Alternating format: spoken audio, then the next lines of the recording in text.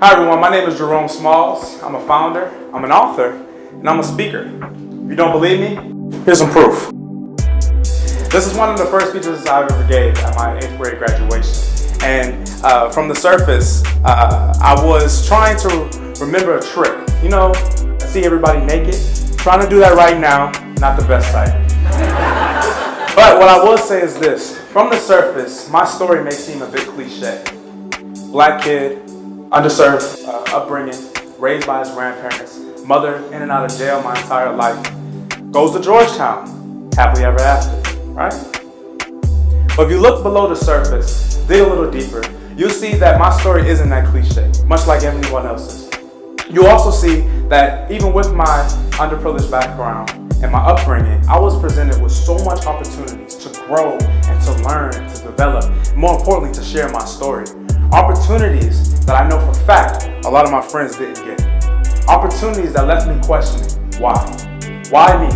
Why was I given the chance to tell my story and to impress people and to come to Georgetown? And when I got here, that question of why turned into a feeling of survivor's guilt. I felt like I had been given something that my friends weren't. And with that survivor's guilt, I realized that in my entire life since middle school, I've been searching for ways to validate my accomplishments that I don't think I truly deserve. And with that feeling of self-doubt and imposter syndrome and seeking validation, I came up with this, SmallTalk. Originally, SmallTalk's goal was to offer a non-profit of sorts that provided motivational speeches to youth organizations and schools. Our aim was to pair college-age motivational speakers with these youth organizations and schools because that's the best way I knew how to give back to my community. And then that drive led me to write this book, offering advice to young people from my perspective of a young person. And while I wrote this book, I went on a book tour back home and I spoke at this school and I met this kid. This kid's name is Zach. He came up after my speech and I shared how my mom had been in and out of jail my entire life. And with that, I had to learn how to love and forgive her. He said, I'm trying to forgive someone as well. I said, who? He said, it's not a family member. Then he told me, I want to learn how to forgive the man that killed my sister. I froze. I didn't know how to respond, but I tried. I tried to give him advice. I was talking to him, and then we got cut off. A teacher came in. She said, Zach, Mrs. White is looking for you. She thinks you're skipping class. He says, no, I'm talking to Jerome. She says, no, you're missing your essay. And he says, I turned it in yesterday. And in the conversation, he was gone. And then I started thinking, I've given over 100 talks. I've been blessed to sell over 1,000 copies, speak to over 4,000 students. But what was the impact? Had my 30-minute talk really been enough to impact the life of a student like Zach? And what's SmallTalk really going to deliver on that? And that's what I questioned throughout this summer launch program. And that was the question that I was able to answer through the summer launch program. After conducting these interviews, I learned that teachers aren't my enemy. They're my allies. They want to help students like Zach as much as I do.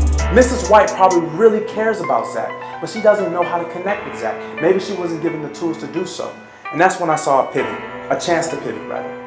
I saw that SmallTalk needed not to be about the voices of the speaker, but the voices of the students. And how do we help teachers better understand those voices of those students?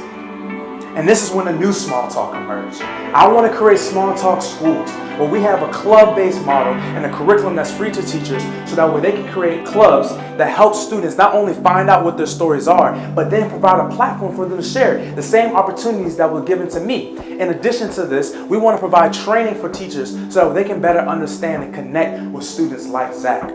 And I'll be testing this model at West Ashley High School in Charleston, South Carolina, where I'll be going back home. You heard that 20, right? I'll be going back home and conducting this training, and we'll be also launching the club here at this high school. But I still need some help. I need you. I want to connect with as many people who are interested in this mission of serving underserved youth as much as I am. I'm looking for mentorship, for partners, and anyone who can direct me towards those resources. So with that being said, let's small talk.